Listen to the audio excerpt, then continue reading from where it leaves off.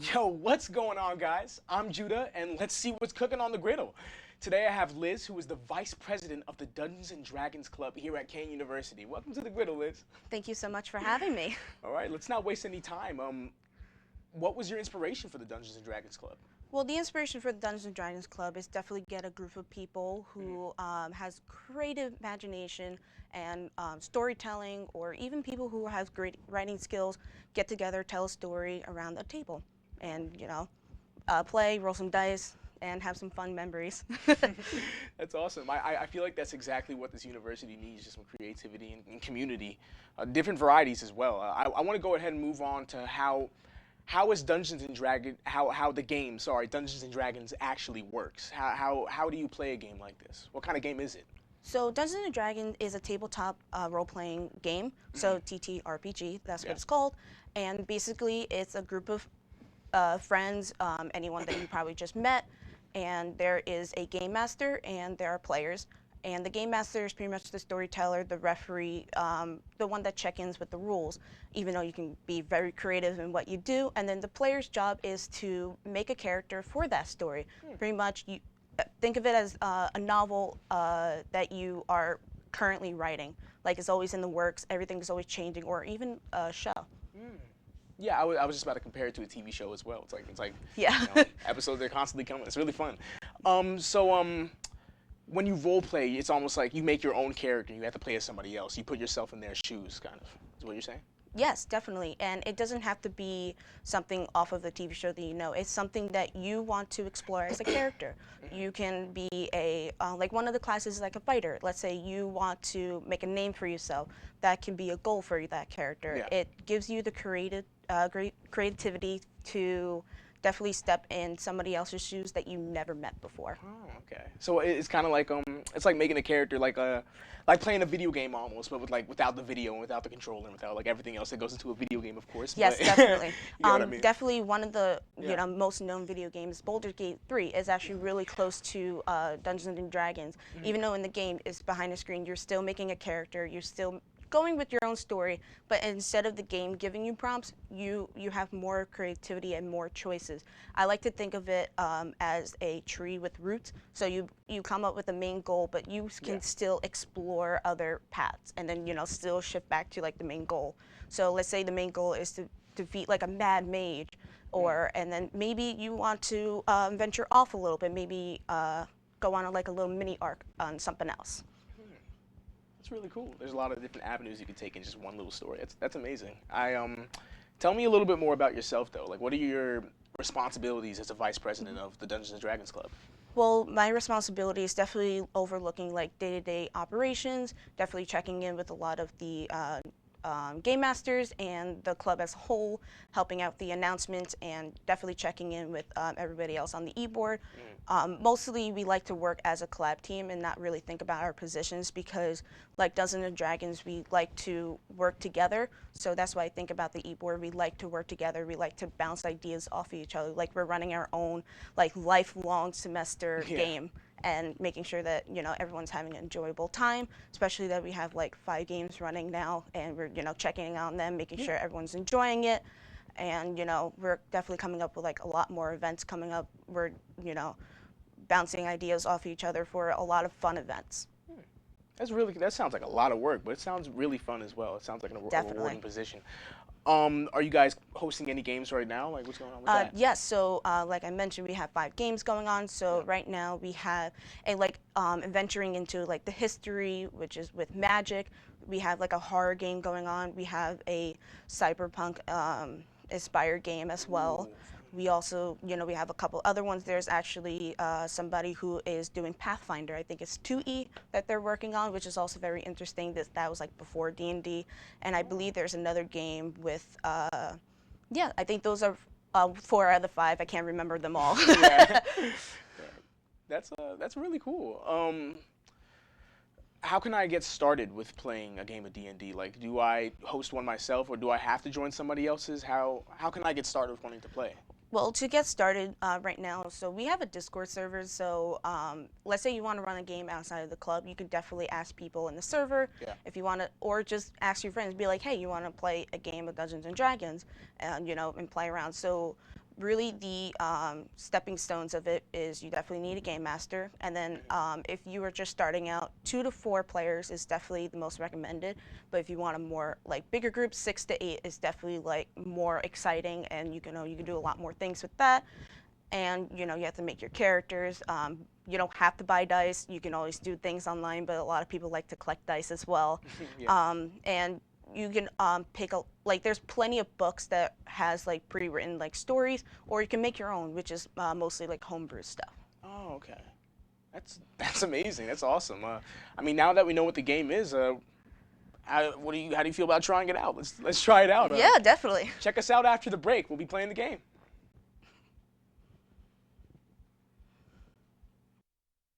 Hi everyone, my name is Mike Arfano, and today we're going to be talking about journalism.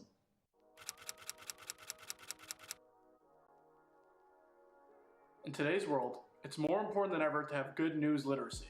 By that, I mean having the ability to judge and analyze the reliability of news and information.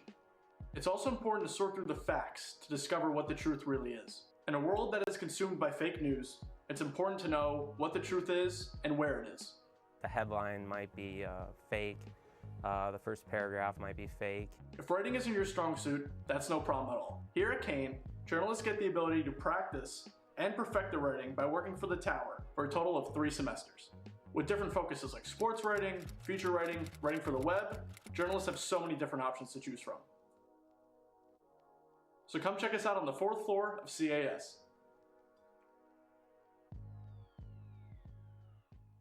Every day, more and more college students choose to drink more coffee and not get enough sleep.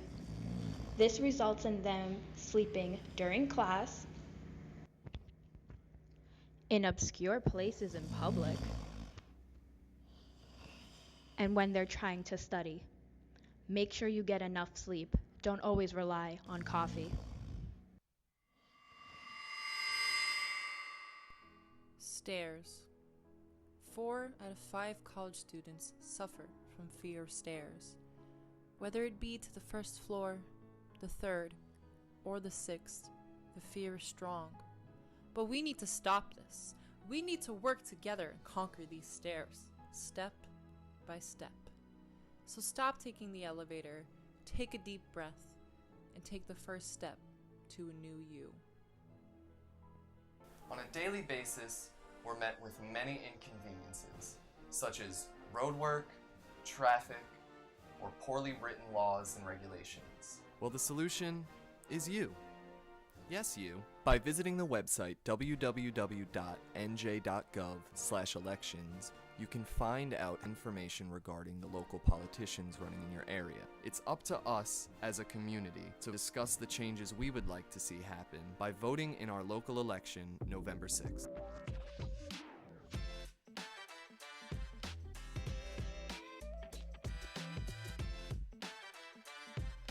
Question for you. Have you ever played Dungeons & Dragons before? Yeah, I have. I have. I've not played a full game, but I have. I have never, not yet, but my brother, he's a huge fan of it. He's really trying to get me into it. Yes, I have. What's the biggest misconception about Dungeons & Dragons? They're all basement dwellers. They don't get out. People think it's more complicated than it is. I mean, it is very complicated. But if you have one person that knows what's up, the DM, then you're really just like improv. A lot of the time, people just say it's only for freaks, and that other people shouldn't really play it unless you want to be paired with them. As somebody that hasn't gotten into it yet, like, the only reason why I didn't get into it is because of how fooled I was by all the misconceptions. What's the funniest or most outrageous character name you can think of? Splunkleporf. Fart knuckle. Give me another one. Spleef. I want to give you the funniest, like the funniest. Okay. 10 hours later. Oh! Freakus, of course. Sorry, what was that? So yeah. Freakus? Freakus. Okay. My name's Lucas. Oh, so I see. Freak is. And yeah. If you could be any class in Dungeons & Dragons, what class would you be? Wizard. Wizard? How come? It's honestly would be easier for me to cast. If anything, I could outright use my mobility aid as a casting tool. A bard or a swashbuckler, which is what I am right now in my campaign. And you're doing Pathfinder, right? I'm doing Pathfinder. Okay. I don't think Swashbuckler is in Dungeons & Dragons, but that counts. I think so. That works. Well, it's a type of Dungeon and Dragon, so. True. What magical item do you wish existed in real life? A staff. Staff? Why? Well, why not? So you can beat people over the head with it? My last character, he just recently died. He never got to use his staff, and he had a lot of cantrips and spells. That is really difficult. I'd say healing potions, like potions in general. Yeah. I'm a potion fanatic. Would like the potion be able to like heal pretty much anything, or like is there any like limit? I'd say it won't be able to do everything, but that'd be the fun of it, of trying to like build up more ways and create more things you can do with them. All right, so you know what a D20 is, right? A D20. That's a die. Yeah, right? it's a dice with 20 sides. Exactly. Okay. If you could roll one D20 for a wish, what would you wish for? Hold up, I got a D20 on hand. It's okay. I also have a D20 on hand. Let's go. I think it would have to be to turn into Freakish, like for real. Probably the staff. The staff back? Yeah. Okay. I would roll a D20 for free food from any restaurant that I go to my entire life. That's a good one. Easy.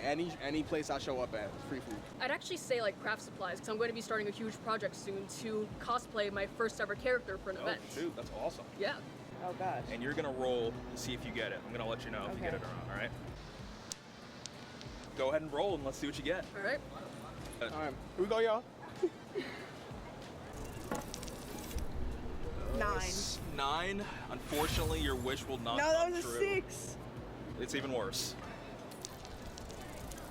What's that? 17. Is All that right, good? yep, you got it. Yes. Your wish is gonna come true. That's a 6. 6. Okay, so unfortunately, you're not gonna be Freakish today.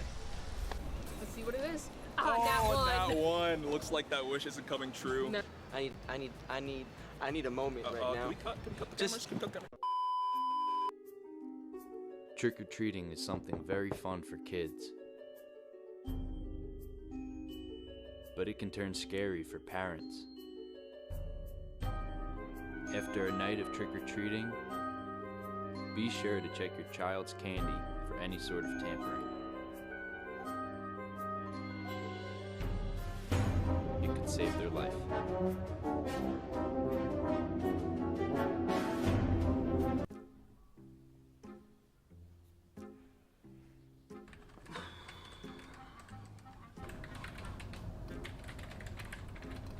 Finally Thursday. Tonight's the night. Are you ready? You know I can't. I have that test tomorrow that I've been talking about. Cognitive dissonance, huh? What? Cognitive dissonance? The state of having two conflicting thoughts. What? Basically when you can't decide on something because the two things you want to do are contradictory to each other. So for example, you want to go out, but you know you should study for your test. And how do I fix this exactly? You either have to change your beliefs, or you have to change your actions. Where did you even learn this? I can't even spell cognitive dissonance. I'm a comm studies major, remember? Yeah, whatever. Alright, well, I guess I'm staying home because there's no way I'm gonna survive tomorrow without studying. Whatever. Suit yourself.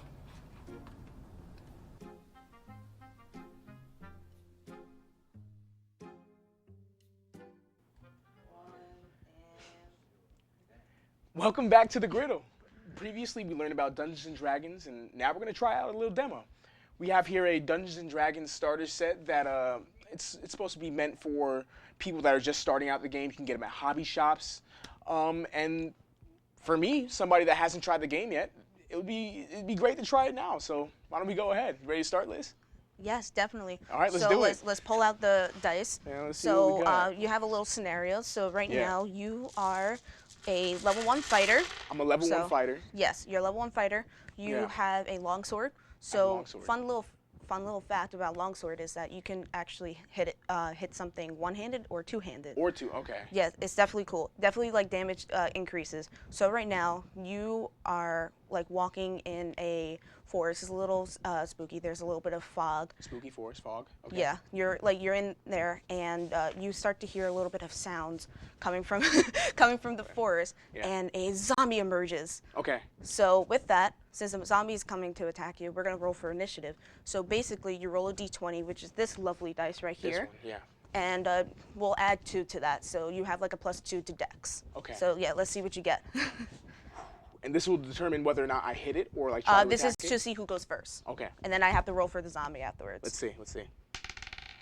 7, is that good? 7 plus 9. Let's see if the zombie rolls lower than you. So Okay. the zombie has, funny enough, has a -2 to Okay. Dex. So let's see. Sucks. You definitely go first. Let's go. All right. Yeah. So with the zombie ahead of you, what do you want to do with the zombie?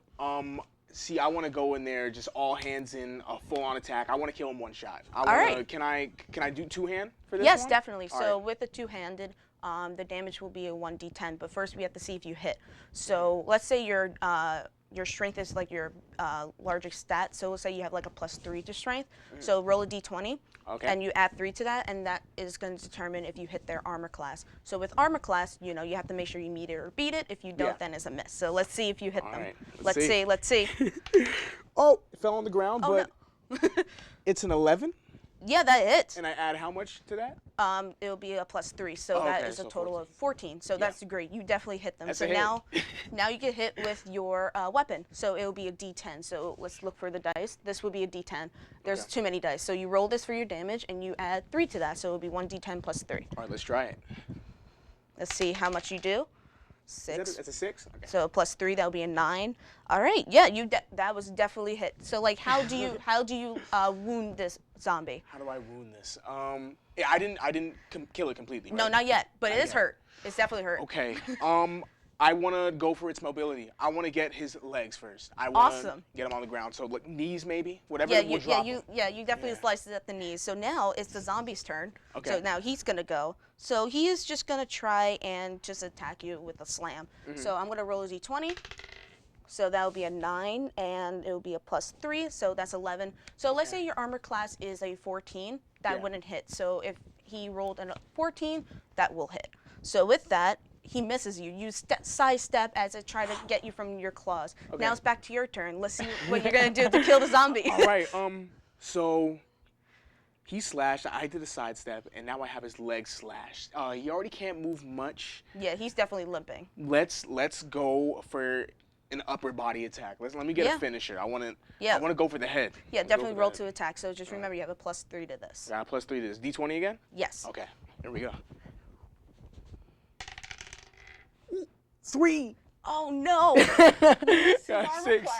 His armor Dang it. class, funny enough, is only an 8, but since it's lower, so unfortunately that doesn't hit. So that goes right to his turn.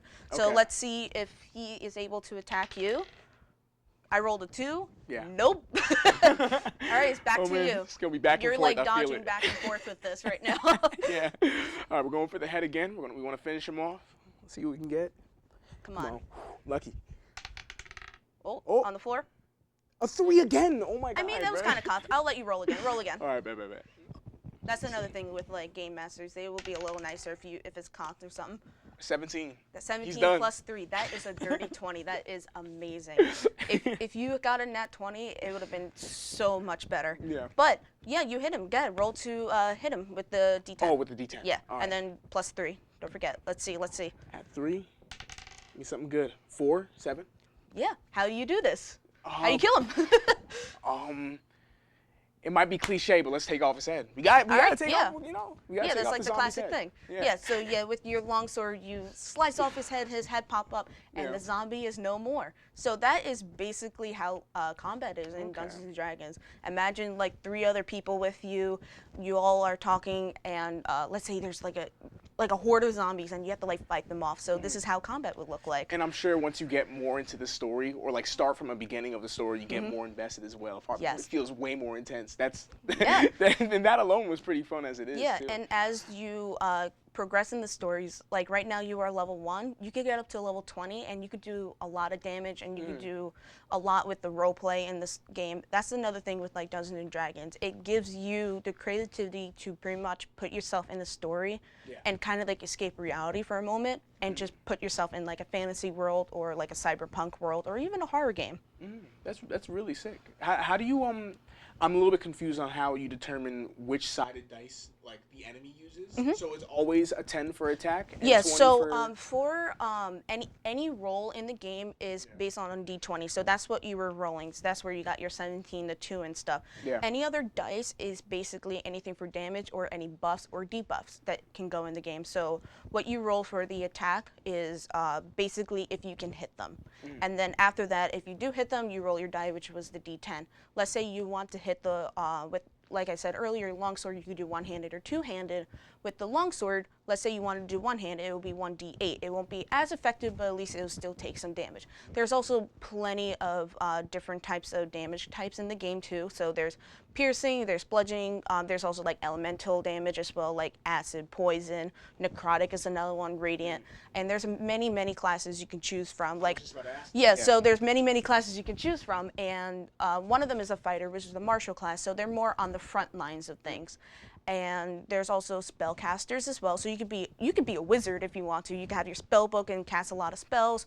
You could also be a sorcerer where the magic is more flowing through your veins. There's warlocks and there's so many more. You can be a monk. You can be a paladin. So you can be under the holy light of some deity or god that you choose. And I believe right now there's about like 12 classes, as there's so many more you can choose from. There's so many resources you can choose from. There's the basic player's handbook as well. So that is where like all the classes, all the races you could choose from. There's plenty different races you could choose from. You could be a human, you could be an elf, you could be a high elf, which is kind of like a sub race of it. You could be a dwarf, you could be like a halfling, you could be a tiefling, which is awesome. There's many you can choose from, and like I said earlier, there's so many resources, meaning there's so many homebrew stuff. With homebrew is basically everyone with their creativity and they put it into something so other people can use. So now when doing something like this, but with, like, say you want to do a cowboy campaign instead of something that's like more fantasy, would it go off the same rules? Would there be yes, I would say, yeah, definitely. So let's say you want to do like a Western type of campaign, Dungeons and Dragons, unless you can find like another RPG system you can use. The most biggest RPG system you can use is Dungeons and Dragons 5th edition. They did come out with like the new books, but we like to keep it back a little bit on the basics. And let's say you want to play as a cowboy, there's plenty different ways. There are subclasses for the fighter, and one of them is actually called a gunslinger. If you're really interested with like firearms and stuff, you could definitely have a lot of fun with that. Or if you want to go more of a like a magical approach, you could definitely be like a sorcerer or like a warlock to definitely put some like magic in your person as well. And there's many different RPG systems, but a lot of people definitely from honestly all ages play Dungeons and Dragons 5e, and there's a lot of systems that kind of like simplifies it too. That's really cool. That's yeah. Awesome. I had a lot of fun doing that. Again, thank you so much. Till next time, I'd love to hear more about this sometime. Yes, definitely. Check out Kane University's Dungeons and Dragons Club at the library visor room. They're there every Friday at 3 p.m. It's a lot of fun. You'll love it. Thank you for coming in. I'm so glad. Thank you so much. And yeah, you just watched the Griddle.